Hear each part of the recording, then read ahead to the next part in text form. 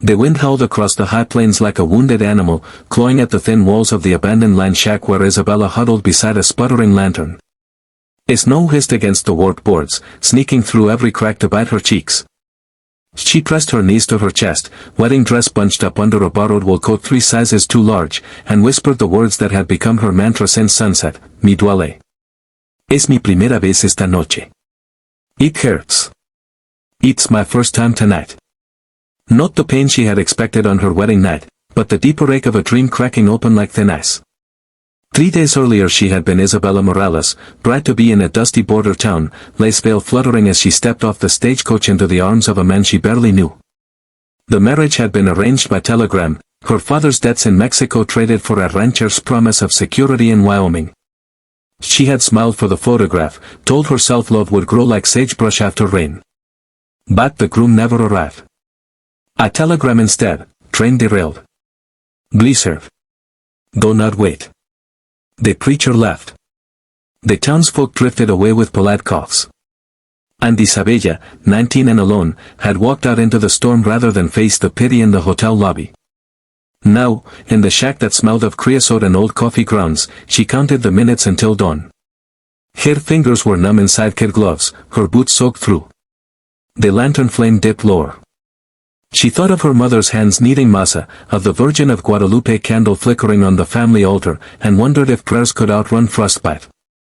A heavy thud against the door made her heart slam against her ribs. The latch rattled. She snatched the rusted poker from the cold stove and rose, bell snagging on a nail. The door burst open in a cyclone of snow, and a man staggered in, hat brim iced solid, coat white as bone. It was tall, shoulders bowed under the weight of saddlebags and something heavier, regret, maybe, or exhaustion carved deep. One gloved hand pressed to his side, dark blood seeped between his fingers. "Easy, ma'am," he rasped, voice raw from wind. "Just need shelter." His knees buckled. The poker clattered from Isabella's grip as she lunged to catch him. Together they crumpled to the floorboards, his weight pinning the wedding dress in a puddle of melting snow. Up close she saw the lines around his eyes, the stubble silvered like the sage outside. A loner's face, sun-leathered and guarded. A Colt revolver hung low on his hip, holster tied down with rawhide, Vaquero style, though his accent was pure high plains. Blood soaked his shirt, warm against her wrist. "You're hurt," she said in Spanish, then caught herself and switched to English. "Let me see." He tried to wave her off, but pain twisted his mouth. "Bullet graze. Wolf pack spooked my horse. Lost the trail hours ago." His gaze flicked to the veil, the lace now streaked with crimson. "Hell of a night for a wedding." Isabella laughed once, a sound like breaking glass. "There is no wedding. Only me and the storm." She tore a strip from her petticoat, fine Belgian lace her mother had sewn by candlelight, and pressed it to the wound. The Vaquero hissed but didn't pull away. "Nam is Cole," he managed. "Cole Brennan. Usted to ride for the Hashkniff outfit. This is a ride alone." Isabella Morales. She knotted the lace tight. "Used to have a future. Tonight I have a bleeding stranger and a lantern about to die. Cole's eyes, the color of winter sky, softened. Rick con guirre even, then." She helped him to the single bunk, a plank shelf with a threadbare blanket. The shack held little else, a dented coffee pot, 3 tins of beans, a Bible with pages stuck together. Isabella built up the fire with splinters of kindling she found in the corner, her fingers shaking so badly she dropped the matches twice. Cole watched, breath shallow. "You shouldn't be out here," he said. "Woman alone." "I'm not alone anymore." The words surprised them both. She met his gaze. "Tonight we keep each other alive. Tomorrow the storm breaks horrendamente." Outside, the wind screamed louder, as if offended by her defiance. Oars slid by in fragments. Isabella heated snow in the coffee pot, mixed it with beans, fed Cole by spoonfuls when his strength flagged. It told her about Mustangs on the Red Desert, about a brother lost to fever in Abilene, about the way solitude could feel like freedom until it turned into a noose. She spoke of her father's gambling, of crossing the Rio Grande with nothing but a rosary and a promise, of the groom who existed now only in a sepia photograph tucked inside her bodice. At some point the lantern guttered out. Darkness folded around them, broken only by the orange pulse of the stove. Isabella's teeth chattered. Cole shifted on the narrow bunk, wincing, and opened his coat. "Come here," he said gruffly. "Body HAPT is the only blanket we got left." She hesitated, 19 years of convent rules clanging in her skull, then crawled in beside him. The bunk was barely wide enough for one. His arm settled around her shoulders, heavy but careful, like a man unused to gentleness. She laid her head on his chest, felt the unsteady thud of his heart. "Me duele," she whispered into the flannel. "But not like I thought." Cole's fingers brushed a loose curl from her cheek. "Pain's a teacher, Isabella. Man when, but honest." Sleep took them in fits, woke them with shivers, pulled them under again. Sometime before dawn the storm quieted to a hush, as if the world held its breath.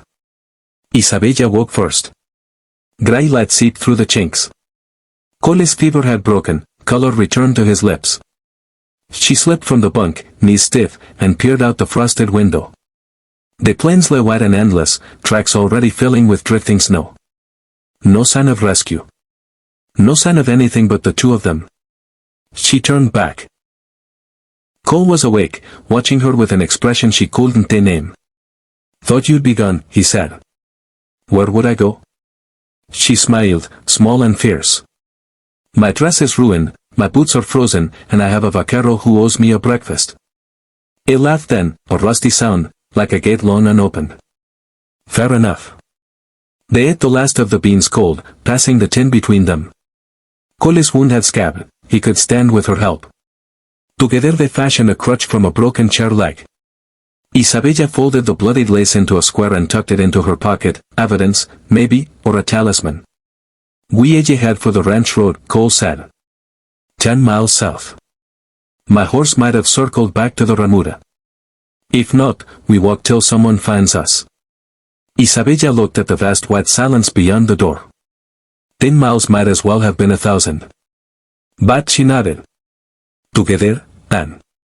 They stepped into the morning. The cold was a living thing, sharp as broken glass, but the sky arched clear and blue, sun glinting off snow like scattered diamonds. Cole leaned on the crutch, Isabella took his other arm. Their breath mingled in clouds. One step, then another. The shack dwindled behind them. Half a mile out, Cole stumbled. Isabella caught him, felt the tremor in his legs. She looked around, no shelter, no tracks but their own. Panique fluttered in her throat. "Keep talking," she said. "Tell me something true." It was silent so long she thought he hadn't heard. "Then, I was running, Isabella. From a posse, from myself. That bullet wasn't random, man I rode with turned on me over a card game. He left him bleeding in a gulch. Figured the storm would cover my trail." His voice cracked. Great con I deserved to freeze. The confession hung between them like frost. Isabella stopped walking. Snow squeaked under her boots. "Look at me," she said. "Edith, eyes raw. You saved me last night," she said. "I was ready to lie down and let the cold take me. You gave me a reason to stand up. That man in the gulch, he made his choice. You're remaking yours right now, one step at a time. We's me." Cole's jaw worked. He nodded once, a jerk of the head, and they moved on. The sun climbed.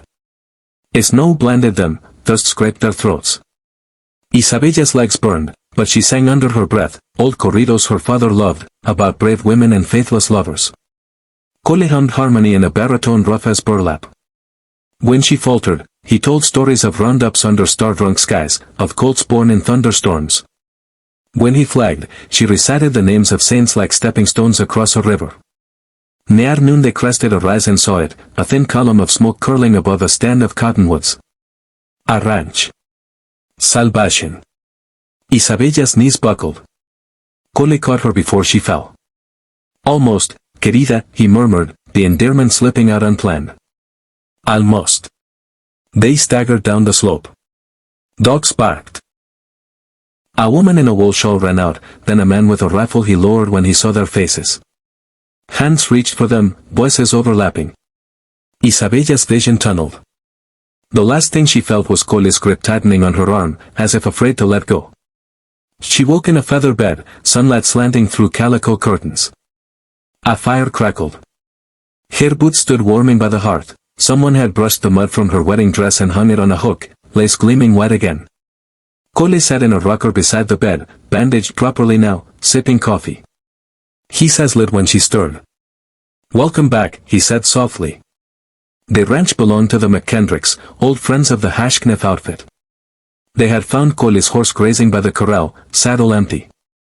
The storm had passed, telegraph lines were down, but a rider would reach town by evening. Isabella's groom, it turned out, had survived the derailment and was recovering in Cheyenne, frantic with worry.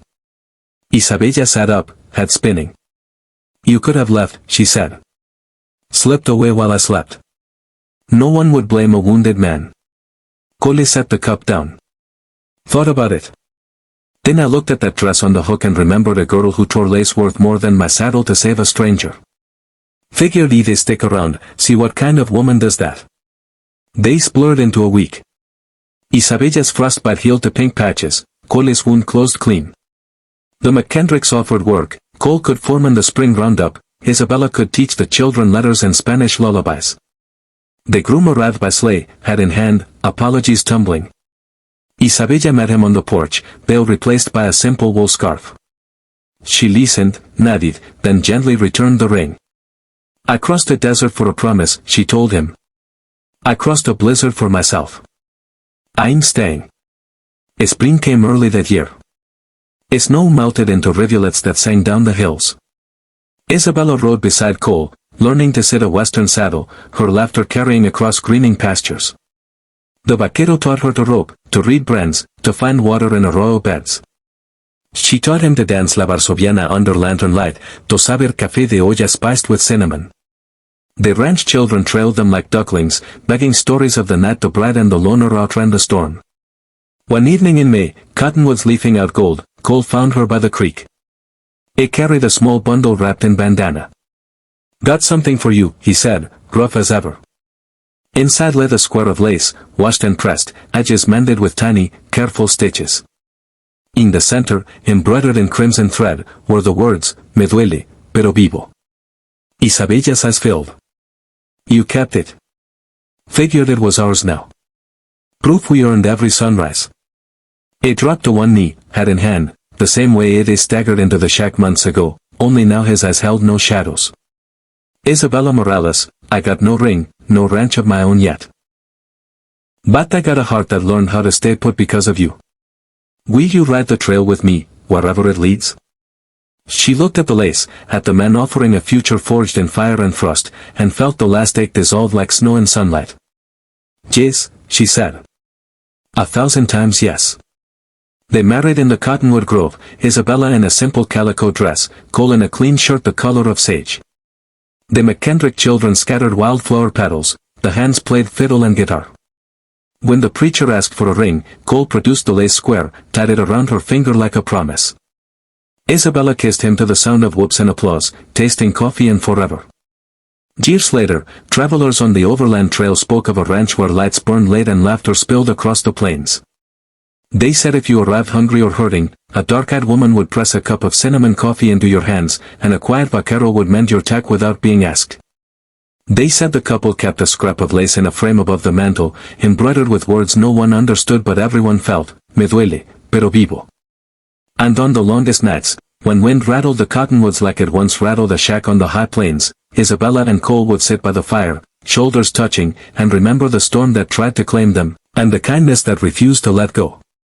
Because sometimes the coldest night births the warmest dawn. Sometimes a virgin bride and a solitary cowboy discover that the truest trails are walked side by side. And sometimes, when it hurts the most, that's exactly when you learn you were never alone.